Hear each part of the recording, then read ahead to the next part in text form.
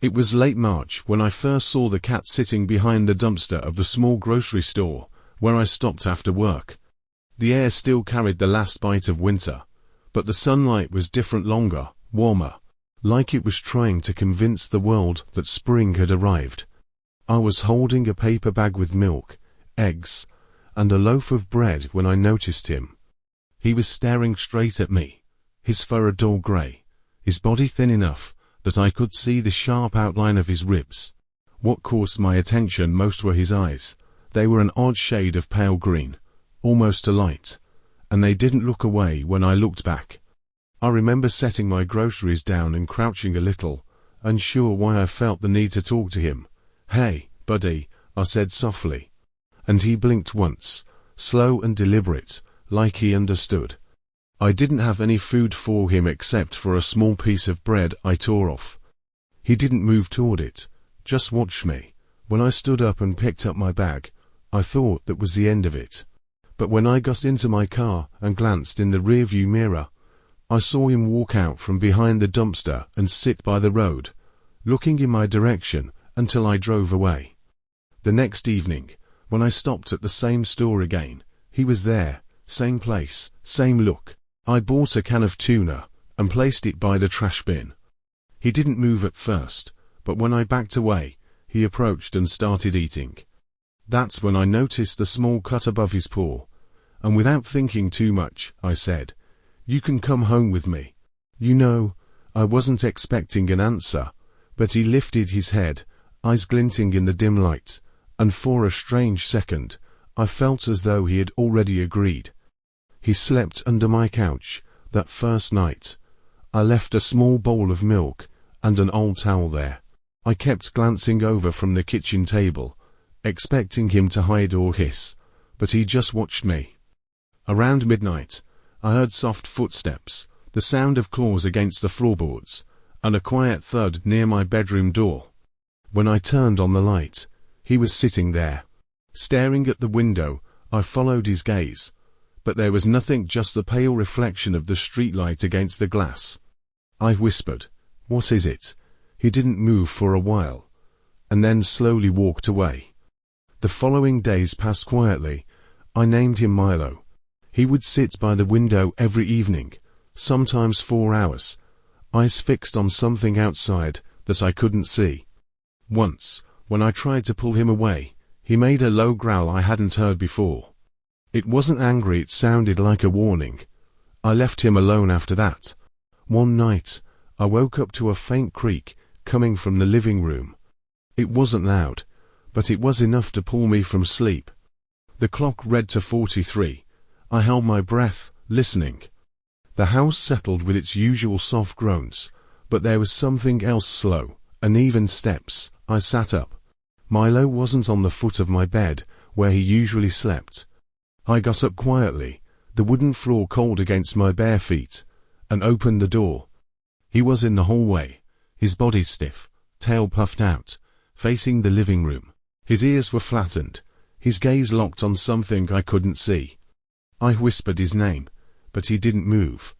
Then I heard it, a faint scrape, like nails dragging across the floor. The sound came from the far corner near the kitchen.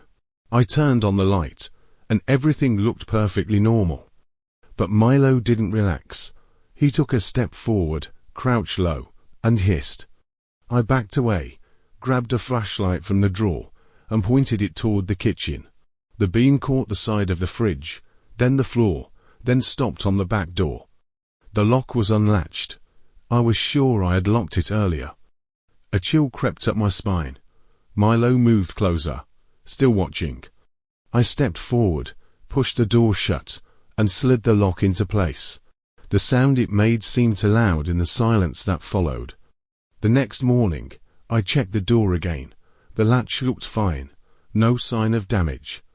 But from the outside, faintly pressed into the thin layer of mud by the step, there was a footprint, bare, small, and angled oddly, as if whoever had stood there wasn't balanced right. I looked down at Milo, who was sitting by the door again, tail flicking slowly. For the next few nights, he refused to leave the window. He wouldn't eat until after midnight, and sometimes I'd wake up to find him sitting by my bedroom door again, staring at that same window. I started keeping a lamp on at night. The unease crept in slowly, the kind that doesn't hit all at once, but builds, like a hum in the background of everything you do. One evening, as I came home from work, I noticed the porch light flicker. When I stepped inside, Milo wasn't by the window. I called his name, but he didn't appear. The living room felt strangely heavy, the kind of quiet that feels too deliberate. Then I saw him in the corner, behind the couch, his fur bristled, eyes wide. He was staring at the hallway that led to my bedroom. I followed his gaze. The door to my room was open, though I was sure I'd closed it that morning. A faint smell of damp air drifted out, like the scent that follows after rain. I stood still for a moment, then took one step toward it. Milo suddenly ran ahead of me, stopping just before the doorway, back arched, growling low. That's when I heard the sound again, the same dragging scrape, faint but there, coming from inside my room. I reached for the light switch, the bulb flickered once, then went out.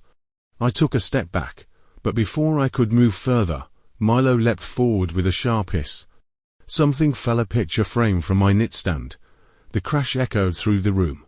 I stumbled to the kitchen, grabbed my phone, and turned on the flashlight. When I came back, the room was empty. Milo was sitting on my bed, calm now, licking his paw. I forced a laugh, half shaking. "Guess you scared it off," I said under my breath. He blinked, slow and deliberate, the same way he had that first day. That night, I couldn't sleep. Every sound seemed sharper, the ticking clock, the soft hum of the fridge, the faint rustle of the curtains. Around 3 a.m. I heard a soft thump. When I turned, Milo was gone from the bed. The sound came again, from the window. I turned on the lamp. He was there, standing on the windowsill, staring out into the dark. His body was tense, his fur raised. I followed his gaze and froze. Just beyond the edge of the porch light, there was movement. A figure, small, pale, standing still, facing the house. I couldn't make out the face, but I saw the outline of its arm lift, the hand pressed flat against the glass from the outside. My breath caught. The window was on the second floor. Before I could react, Milo leapt forward, claws scraping against the pane, and the light went out. I grabbed my phone, fumbling to turn on the flashlight again. When the light came back, the figure was gone. The window was still closed. Milo sat perfectly still, tail wrapped around his body, eyes on me. The next day, I noticed faint streaks on the outside of the glass, like marks left by fingers dragged downward. I cleaned it, pretending it was nothing. But that evening, when I came home, Milo was by the window again, waiting, watching. A week later, I woke up coughing. The air felt heavy, thick. My bedroom door was open again. Milo wasn't in sight. I sat up and realized the window was ajar. A cold wind pushed through the gap, carrying the smell of wet earth. I swung my legs over the bed, heart racing. There was a faint shape by the window, a shadow that didn't move, and then, as the curtain swayed, I blinked, and it was gone. Milo appeared a second later, jumping onto the sill, his fur standing straight. He hissed so sharply that made me flinch, then turned toward me and meowed, loud, urgent. It almost sounded like he was telling me to move. I stood up, and the moment I stepped away from the bed, the ceiling light above me flickered violently, then went out. The air turned icy, my breath visible. There was movement, something brushing past my shoulder. Milo lunged again, this time toward the floor by the window. I heard the thud of his body hitting something unseen, followed by a sound I can only describe as a gasp pulled backward. Then silence. The light came back on a second later. Everything looked normal. Milo sat there, panting slightly, his fur flat again. The curtain swayed once more, slow and harmless. That was the last night anything happened. Since then, Milo sleeps beside my bed, instead of on the windowsill. He still watches the window sometimes, but only when the wind picks up or when it rains. He seems calm now. I still don't understand what I saw, or what he thought that night, but I don't need to. I just know that something was there, and if it weren't for him, I might not be here. Sometimes, when I come home late, he's sitting by the door, waiting quietly. His eyes meet mine, and for a second, I feel that same stillness from the night I found him. Then he blinks, slow and gentle, and walks ahead of me into the house. I always follow him, whispering the same thing under my breath, "Good boy." And every time I say it, I think the same thought. I'm glad I took him home. The autumn my grandmother passed away, the weather turned cold all of a sudden. The house felt emptier, like something essential had gone missing. She didn't leave much behind: some old books, a wool blanket, and her tortoise-shell cat. The cat's name was Maggie. Her coat was so dark it looked almost black, but under sunlight you could see streaks of amber and gold. My grandmother adored her, always sneaking bits of chicken to her at dinner. The day Grandma died, Maggie stayed at the foot of her bed, silent and still. After the funeral, she followed me home without a sound or struggle, as if she already knew that was where she was supposed to go. I lived in a small 2-story house with a few trees in the front yard. It wasn't big, but it was quiet. Maggie adjusted quickly. She liked curling up on the sofa by the window, staring at the birds outside without moving. At night, she'd jump onto my bed and sleep in a little circle near my feet. A few days later, something strange happened. I'd come home late, and only a dim lamp was on in the living room.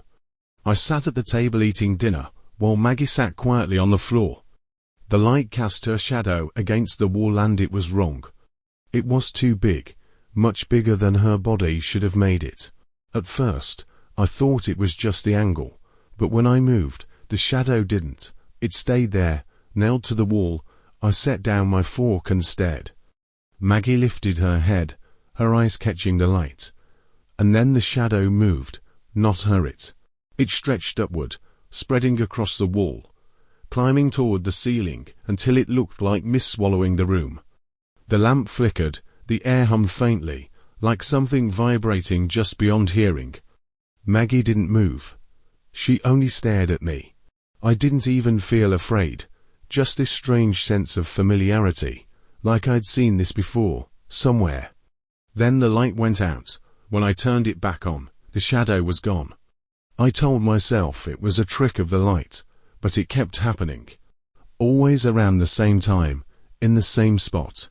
The shadow stayed too large, too still, too deliberate. One night, I woke up and saw her sitting at the head of my bed. The streetlight outside threw her silhouette onto the ceiling, huge, covering the entire room. She didn't make a sound, and I didn't move. The faint scent of lavender drifted through the air, the same kind my grandmother used to keep by her bedside. I almost said her name out loud. The next morning, the scent was still there. Weeks passed. Maggie's habits changed. She stopped watching the birds outside and started fixating on one corner of the kitchen instead. There was nothing there. Sometimes, when I walked toward it, she'd move too, always keeping herself between me and that corner. Then came that night. It was colder than usual, and I came home early. The house smelled odd, like damp metal. I assumed it was from the heater. But Maggie kept sniffing the air, tail stiff, her whole body tense. I sat on the couch, watching TV, when she suddenly jumped onto the coffee table and growled toward the kitchen. The sound was low, warning. I stood up, took a step and caught a sharp whiff of gas. I ran to the stove. One of the knobs had been turned slightly open. Just as I reached to shut it off, the lights went out. The darkness pressed in, and I heard a faint hiss, the sound of leaking air. My heart pounded. I tried to open the door, but it wouldn't budge. Then I saw it, the massive shadow on the wall, Maggie's shadow. She was by the door, her silhouette stretched across the room, swallowing everything in black. I could barely see, just that thick scent of lavender filling the air, warm and familiar, like someone was gently shaking me awake. My eyes stung, my chest burned, breathing harder with every second. The shadow moved suddenly, and a rush of wind blew through the door frame, like someone forcing the air to move. Then came the sharp crack of breaking glass. The window had shattered. Fresh air flooded in. I stumbled outside, gasping. When I turned back, the house lights flickered. Maggie sat by the door, calm and still, her shadow shrinking slowly back to her own shape, until there was nothing left but her small body against the floor. The firefighters said it was a gas leak. A few more minutes and the whole place might have blown. That night, I didn't sleep. Maggie lay quietly on the couch like nothing had happened. The lavender smell lingered in the air. I knew it wasn't my imagination. I reached out and stroked her head. She half closed her eyes, purring softly. The light stretched her shadow long across the floor until it covered my feet, my legs, my whole body. I didn't find it frightening anymore. Since then, every now and then, Maggie still lets her shadow grow in the middle of the night. I'll wake up and find the room wrapped in that soft, dim blackness, like I'm being held in something wordless and kind. And that scent is always there with its faint lavender. I know it's not the wind, not a dream. It's her, my grandmother, finding a way to stay.